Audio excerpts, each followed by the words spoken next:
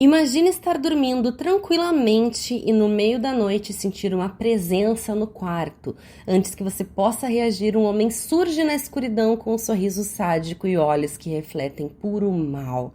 Ele não tem padrão de vítimas. Pode ser um casal, uma idosa, uma criança, não importa. O único padrão é o terror que ele espalha. E pior, ele adora ser reconhecido por isso. Hoje vamos mergulhar na história de um dos serial killers mais aterrorizantes dos Estados Unidos, Richard Ramirez, o perseguidor noturno. Um assassino sádico, sem padrões, que invadia casas no meio da noite para espalhar terror. Oi, gente, muito bem-vindos ao meu podcast de True Crime, Mary Fucking Kill.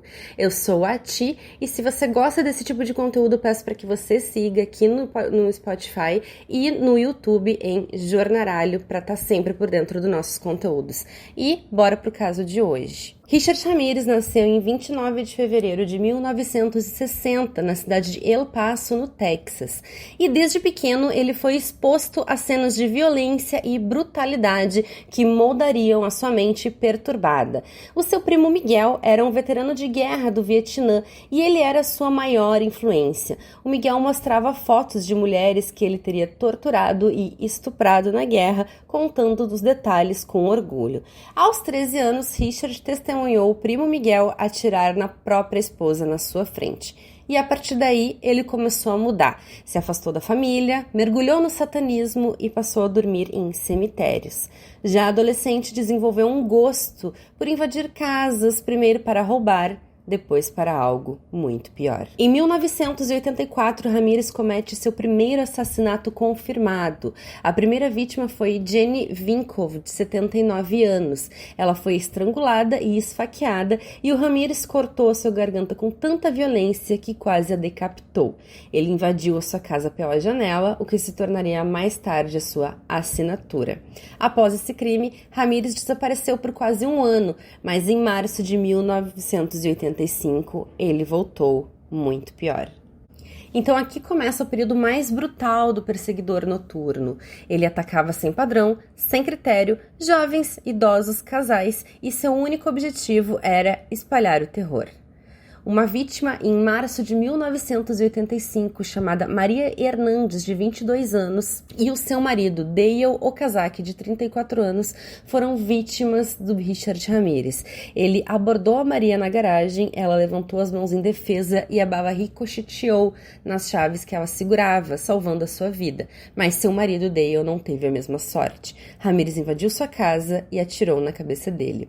Maria sobreviveu e conseguiu descrever o assassino pela primeira vez. A polícia tinha um rosto. Também em março de 1985, as vítimas Vincent Zazzara, de 64 anos, e Maxine Zazzara, de 44 anos, foram atacados por Ramirez. Ele atirou em Vincent enquanto ele dormia e depois atacou Maxine, a esfaqueou várias vezes e arrancou seus olhos, levando-os como troféu.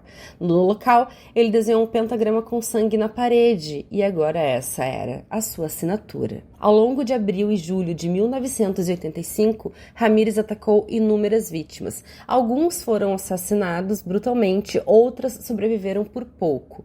Algumas marcas de seus crimes eram que ele obrigava as vítimas a jurar amor por Satanás antes de matá-las. Às vezes, ele poupava crianças, mas fazia questão de aterrorizar os pais antes de matá-los. E algumas vítimas relatavam que ele ria enquanto os atacava. Los Angeles estava em pânico, a venda de armas disparou e todos dormiam com medo. Foi em 8 de agosto de 1985, após invadir outra casa, que Ramirez deixou uma pista crucial, uma pegada do tênis Avia, um modelo raro na época.